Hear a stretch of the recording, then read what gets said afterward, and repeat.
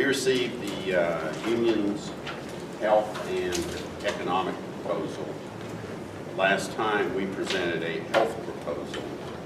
The union's health proposal, we costed out at a city cost of $12,200 per employee the first year.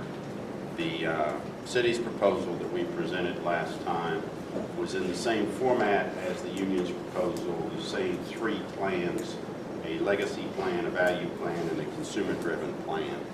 And the city's proposal last time was costed out at $10,000 per employee.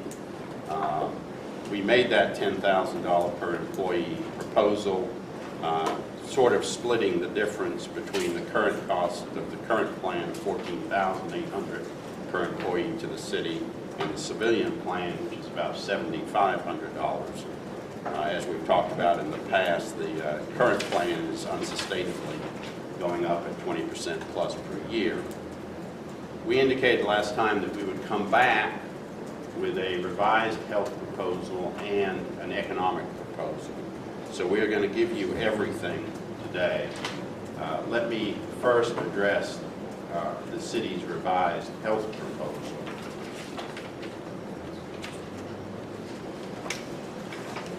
Let me give you copies. Let me say a few things about it, and then I'm going to have Buddy Morris talk about it. Buddy is the city's healthcare expert. Buddy and Randy McGraw, the union's healthcare expert, have met several times. They met since our last session. A large part of what's in the city's proposal came out of those discussions, and Buddy will explain the differences between this proposal and the proposal we made last time. The proposal that you have in front of you has premiums that we think are very favorable, better generally than are offered in the community and among the other cities to police officers. You might recall the 10,000 proposal we made was based on having higher benefits and a better proposal for the employee than the other four large cities in Texas. So this one is more enhanced. This one, it has a cost to the city of approximately $11,000 per employee.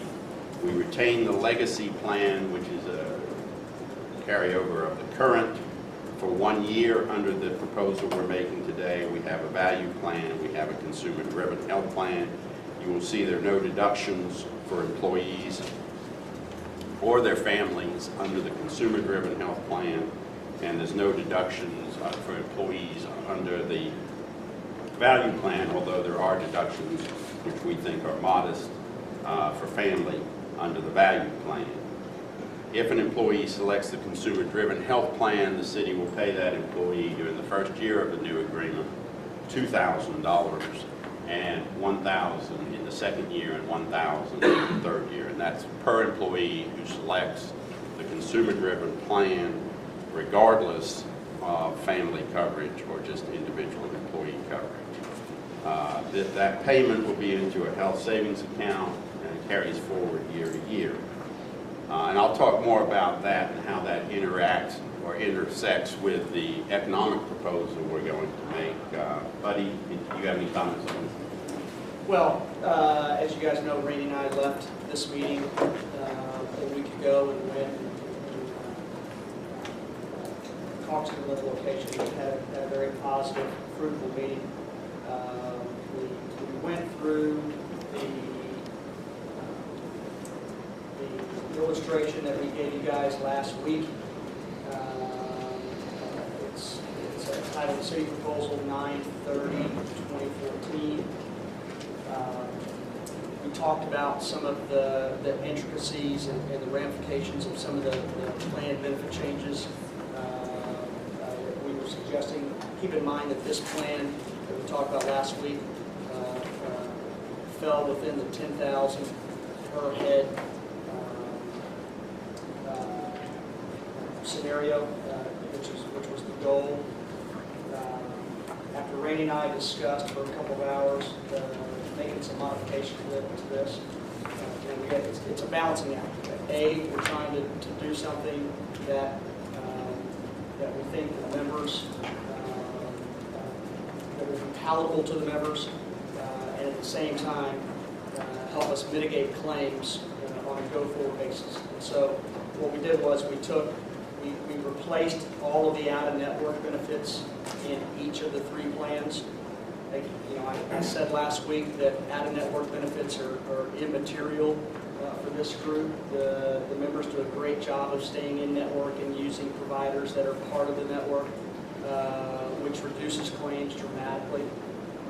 And so I think the last numbers we looked at, it was 2 to 3% of total claims were out-of-network. So putting that back in is not going to be material at this point, although the city still strongly believes that over the course of time that needs to go away. That's very clearly a national trend that's happening. The second thing we did was review the monthly deductions, and we made some significant modifications to the deductions. I can tell you that if you look at these 3 plans in their totality, the legacy, the value, and the consumer-driven health plan, by any, well, the most important 2 metrics are going to be plan designs and contributions. By those 2 metrics alone, I think you can say with a great deal of confidence that these plans are superior to the vast majority of employers in the state of Texas, whether that's private sector, public, your peers, whatever. So, so we feel good about that. And at the same time, I think we're able to accomplish some of the mutual goals that we have in place in terms of controlling costs over a long period of time, not just 1 year or 2 years.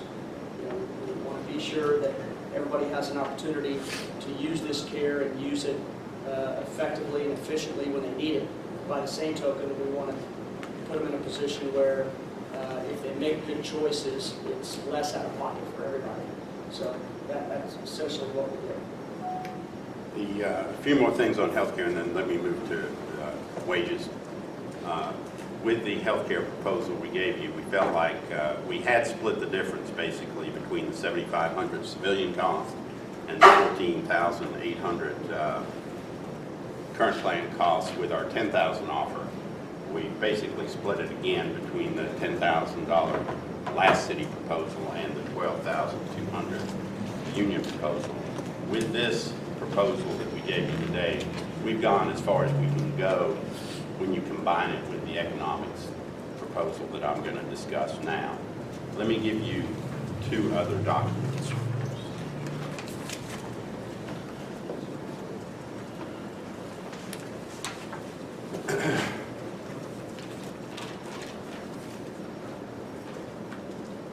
All right, let's look at the short document first, the one that's the chart.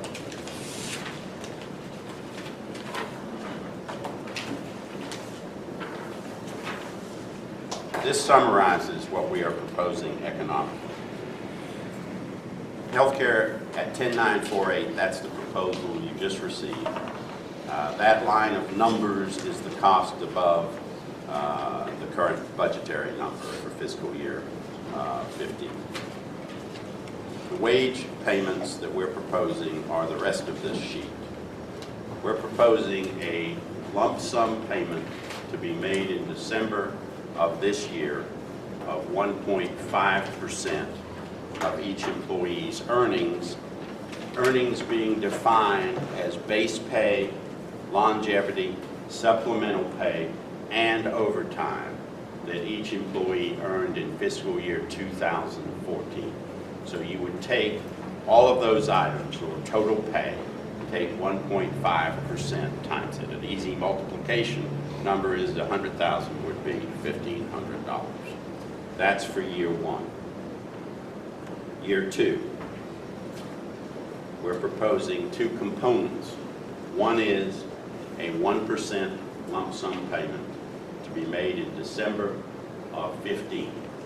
And it would be 1% of total earnings for the employees for the past fiscal year. So you take everybody's past fiscal year total earnings, each person would get 1% of that. And again, total earnings would be base pay, longevity, supplemental pay, and overtime. Added together, take the 1% of that, and that would be the lump sum payment. The second component, which would be effective October the 1st of 2015, is a 1% roll into base traditional wage increase for everybody. The third year, which would be October of 2016, would be a 2% roll into base wage increase. And what these cost to the city are shown on this sheet. Total cost, if you include the health over budget, would be $22,424,790. Now, for those employees who in the first year elect health coverage under the consumer-driven health plan, I had mentioned they get $2,000 each into a health savings account. Because of the tax benefits of that payment, that employee with the $2,000 and the lump sum would in essence be getting a 3.8% or so payment that year. If you go into the second and the third years, do the same calculation using the $1,000 payment per year into the health savings account. Second year, that person has an effective, considering the tax savings, 3.2%, and third year, 3.3%. We said at the outset that we would share any health savings with the employees. We believe that this proposal shares with the employees getting 67% of the health savings.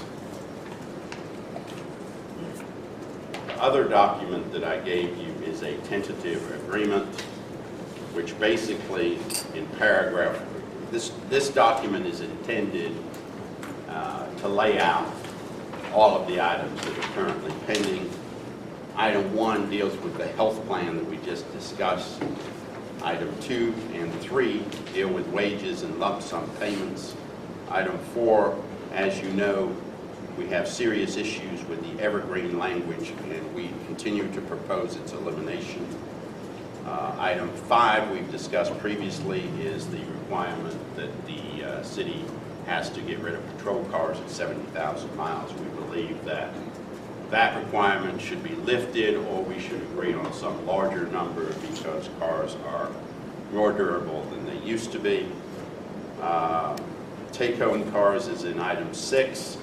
Item 7 is the prepaid legal plan, which has a fund balance currently of about $3.5 million.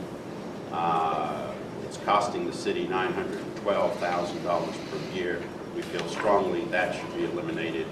Item 8 deals with tuition reimbursement.